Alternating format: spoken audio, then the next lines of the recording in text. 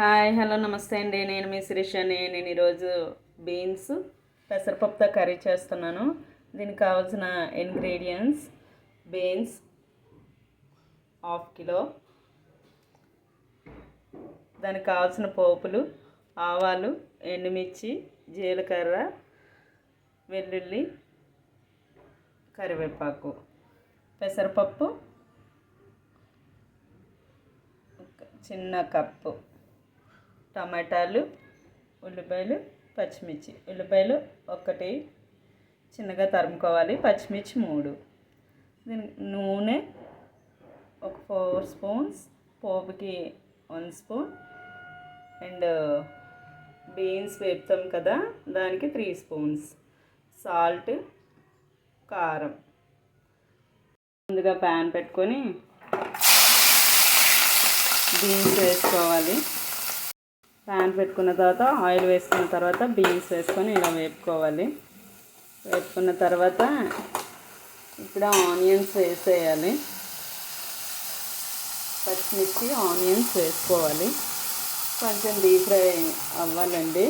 So ఇప్పుడే నేను salt వేసి వస్తాను, కానీ సాల్ట్ వేస్తే మళ్ళీ పెసరపప్పు వేస్తాను కదా, కాబట్టి నేను ఇంకా సాల్ట్ వేయను. కర్రీ అయితే సాల్ట్ వేసేస్తే డీప్ ఫ్రై చేసేస్తాను కర్రీని.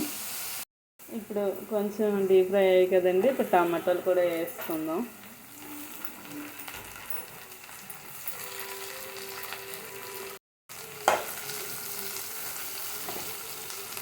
కదా టమాటా అది డీప్ ఫ్రై అయిపోయింది కదా ఇప్పుడు బాగానా.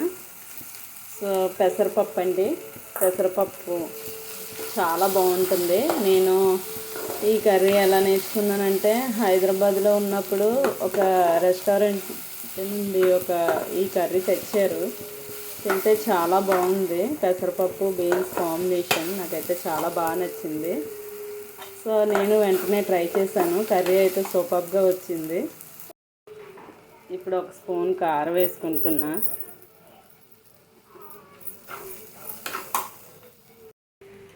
ఇప్పుడు నేనైతే ½ గ్లాస్ వాటర్ వేసుకుంటున్నాను. కొంచెం పప్పు ఎలా ఉడకాలో అలా ఉడకాలి ఇందులో పప్పు అనేది. సో ఇప్పుడు నేను 10 మినిట్స్ మూత పెట్టేస్తాను, ఎందుకంటే పప్పు ఉడకాలి కదా బీన్స్లోని. ఇప్పుడైతే 10 మినిట్స్ మూత పెట్టుకుంటే పప్పు ఉడికిపోద్దండి.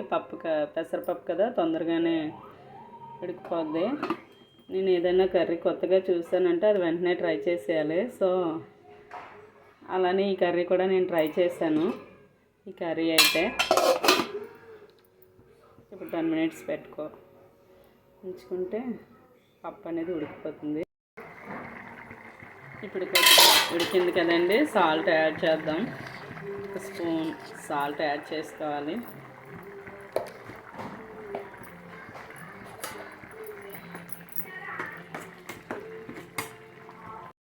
చూసారు కదా దగ్గర పడిపోతుంది కర్రీ అయితే. ఇప్పుడు కొంచెం దగ్గరికి అయిన తర్వాత వేరొక ప్యాన్లో పోపు పెట్టేసుకోవడం. చూసారు కదా కర్రీ దగ్గర పడిపోయింది కదా. ఇప్పుడు ఇది పక్కన పెట్టుకొని ఒక ప్యాన్ పెట్టుకొని ఆయిల్ వేసుకొని పోపు పెట్టుకోవాలి. పెట్టుకున్న తర్వాత తాలింపు పెట్టుకోవాలి కదండి. ఒక ప్యాన్ తీసుకొని ఆయిల్ వేసుకొని వేడెక్కిన తర్వాత పోపు వేసుకున్నాను. నేను మొత్తం అన్నీ ఒకసారి వేసేస్తాను.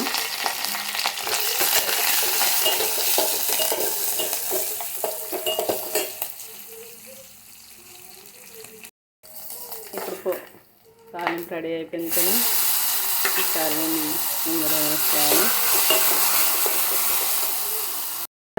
ఇదిగానండి కర్రీ రెడీ అయిపోయింది. పప్పు బీన్స్ కర్రీ అయితే సూపర్గా ఉంటుంది. నా వీడియో కనుక మీకు నచ్చినట్టయితే లైక్ చేసి, షేర్ చేసి, సబ్స్క్రైబ్ చేసుకోండి. ఈ వీడియో చూసిన వాళ్ళందరికీ thank you so much all.